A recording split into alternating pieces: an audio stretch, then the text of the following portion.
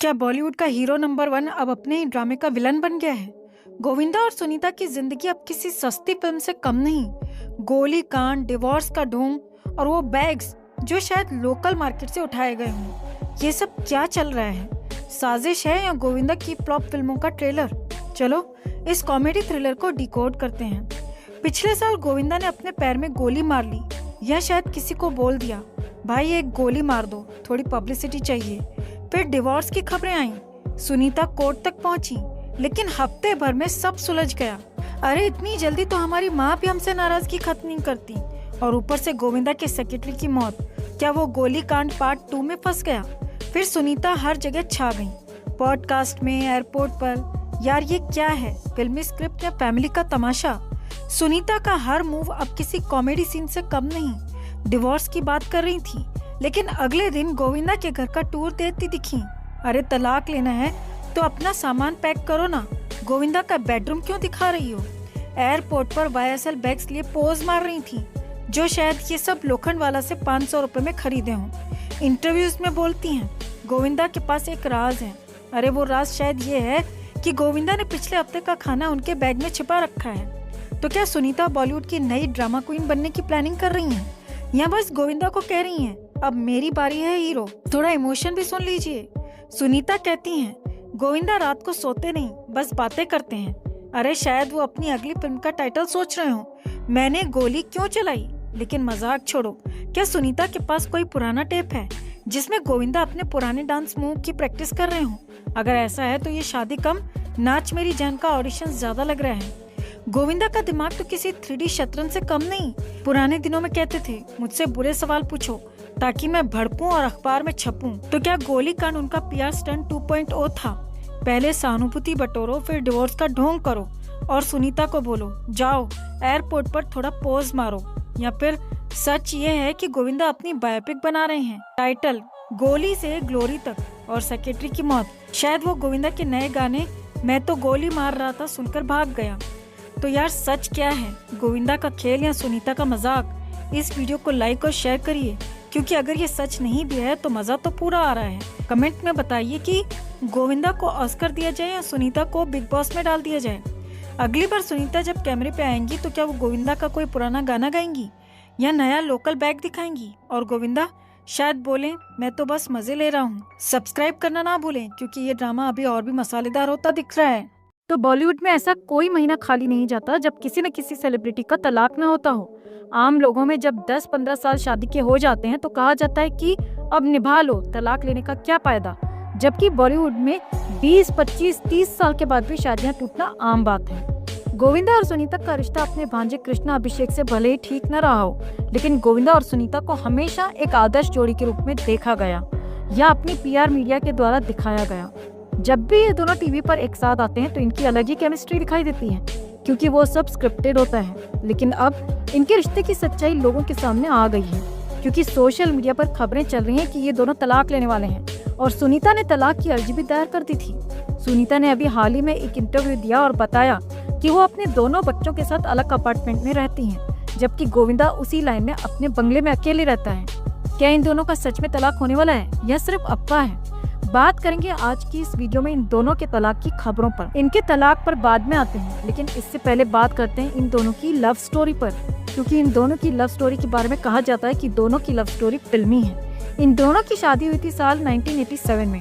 लगभग 38 साल इनकी शादी को होने वाले हैं और ये दोनों 2 बच्चों के पेरेंट्स हैं। खुद सुनीता ने एक इंटरव्यू में अपनी लव स्टोरी के बारे में बताया था।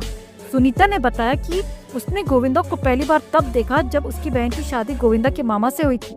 यानी सुनीता गोविंदा की मामी की बहन है, मतलब सुनीता गोविंदा के मामा की साली है। मतलब गोविंदा शादी के बाद अपने मामा का साड़ू बन गया, मतलब शादी के बाद गोविंदा की मामी गोविंदा की साली बन गई, मतलब शादी के बाद सुनीता का जीजा सुनीता का मामा ससुर बन गया, मतलब शादी के बाद सुनीता की बहन सुनीता की मामी सास बन गई। अबे कौन है ये ढक्कन जो इसको लव स्टोरी बोल रहे हैं? ये लव स्टोरी है, दिमाग का दही कर दिया। लोगों में जरा भी शर्म लिहाज नहीं रही। इसे लव स्टोरी नहीं, रिश्तों की माँ बहन करना कहते हैं। खैर, लव स्टोरी के नाम से फेमस किया है तो कहानी तो बतानी पड़ेगी। तो सुनीता ने गोविंदा को अपनी बहन की शादी में देखा। उस समय सुनीता 9वीं क्लास में पढ़ती थी और गोविंदा BCom फाइनल ईयर में था। एक बार सुनीता के यानी गोविंदा के मामा आनंद ने मजाक में कहा कि गोविंदा इतना सीधा है कि कोई भी लड़की इसे इम्प्रेस नहीं कर सकती। सुनीता ने इस मजाक को चैलेंज की तरह लिया और वहीं से इनकी अजब गजब प्रेम कहानी शुरू हो गई। हालांकि कहा जाता है कि सुनीता अमीर खानदान की लाडली थी और वेस्टर्न कल्चर पसंद करती थी, जबकि गोविंदा विरार का देसी लड़का था। उस समय गोविंदा अपने मामा के पास उनके घर में रहता था। सुनीता के जीजाजी यानी गोविंदा के मामा आनंद ने गोविंदा को पहली फिल्म तन बदन ऑफर की थी। उन्होंने सुनीता को भी लीड एक्ट्रेस बनने का ऑफर दिया था, लेकिन सुनीता ने मना कर दिया था। इसके बाद इस फिल्म में साउथ की एक्ट्रेस और वर्तमान में भाजपा की नेता खुशबू सुंदर को कास्ट किया गया था। गोविंदा के मामा आनंद एक फिल्म मेकर थे और उन्होंने कई पुरानी फिल्में डायरेक्ट और प्रोड्यूस की थी। काफी लोगों को नहीं पता होगा कि गोविंदा के माता पिता पुरानी फिल्मों में एक्टर थे। गोविंदा का बड़ा भाई कीर्ति कुमार एक्टर, डायरेक्टर, प्रोड्यूसर और सिंगर था। गोविंदा की बड़ी बहन कामिनी खन्ना भी एक राइटर, म्यूजिक डायरेक्टर और सिंगर थी। फिल्म तन बदन के सेट पर सुनीता आती जाती थी और यहीं से इन दोनों का तन बदन मिलने लगा। साल 1985 में इस फिल्म की शूटिंग शुरू हुई थी और तभी से इनकी लव स्टोरी भी शुरू हो गई। 3 साल तक एक दूसरे के साथ स्पेशल क्वालिटी टाइम बिताने के बाद साल 1987 में इन दोनों ने पक्का वाला गठबंधन कर लिया, यानी शादी कर ली। याद रहे, जिस समय इन दोनों की शादी हुई थी तब सुनीता 18 साल की थी और 19 साल की उम्र में उसने एक बेटी को जन्म दिया। गोविंदा की फिल्मी करियर पर नेगेटिव प्रभाव न पड़े, इसलिए उन्होंने अपनी शादी को 4 साल तक दुनिया वालों से छिपा कर रखा और इस बात का फायदा उठाया गोविंदा ने।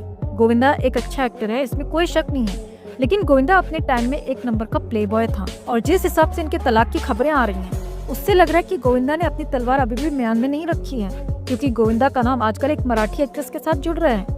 इस तरह की अफवाह है कि गोविंदा का 31 साल की मराठी एक्ट्रेस से अफेयर चल रहा है और दोनों की उम्र में 31 साल का अंतर है।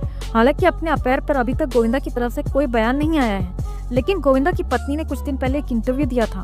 उसने कहा था कि मैं पहले बहुत सिक्योर थी, लेकिन अब नहीं हूँ, क्योंकि 60 साल की उम्र में कुछ लोग सठिया जाते हैं। मैं नहीं जानती गोविंदा आजकल क्या कर रहा है और कहाँ अपनी तलवार चला रहा है। सुनीता ने ये भी बताया कि वो अपने दोनों बच्चों के साथ अलग अपार्टमेंट में रहती है। कर्ली टेल्स को दिए इंटरव्यू में सुनीता ने कहा था कि मैं पिछले 12 सालों से अपना जन्मदिन अकेले मना रही हूँ। सुनीता ने यह भी कहा कि वो अपने जन्मदिन की शुरुआत मंदिर या गुरुद्वारे में प्रार्थना करके शुरू करती हैं और जैसे ही रात के 8 बजते हैं तो एक बोतल खोलती हैं, अकेले केक काटती हैं और शराब पीकर अपना जन्मदिन अकेले एंजॉय करती हैं, मतलब भंड हो जाती हैं। और ये 1-2 बार नहीं बल्कि 12 साल से हो रहा है। हालांकि ये पहला मौका नहीं था जब गोविंदा पर अवैध तरीके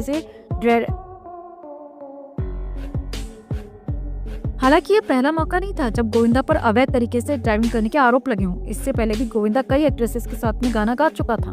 नीलम के साथ तो गोविंदा ने इतना डांस किया कि ये दोनों शादी तक करने को तैयार थे और गोविंदा ने सुनीता के साथ अपनी सगाई भी तोड़ दी थी, लेकिन गोविंदा की मां चाहती थी कि गोविंदा सुनीता से ही शादी करें। नीलम से अलग गोविंदा का नाम जुड़ा दिव्या भारती के साथ। उस समय एक मैगजीन ने इन दोनों के अफेयर की खबरें चलाई थी। फिल्म हद कर दी आपने की शूटिंग के दौरान गोविंदा और रानी मुखर्जी ने भी खूब रायता फैलाया। इनके फैलाए हुए रायते की भनक जब सुनीता को लगी तो उसने गोविंदा की चाबी भरी और तब जाकर इन दोनों का अफेयर खत्म हुआ। कहा जाता है कि गोविंदा रानी मुखर्जी के साथ में लिव इन में रहने लगा था, लेकिन बाद में जब सुनीता ने गोविंदा को बच्चों से मिलने नहीं दिया तो गोविंदा वापस अपनी घर की दाल के पास लौट आया।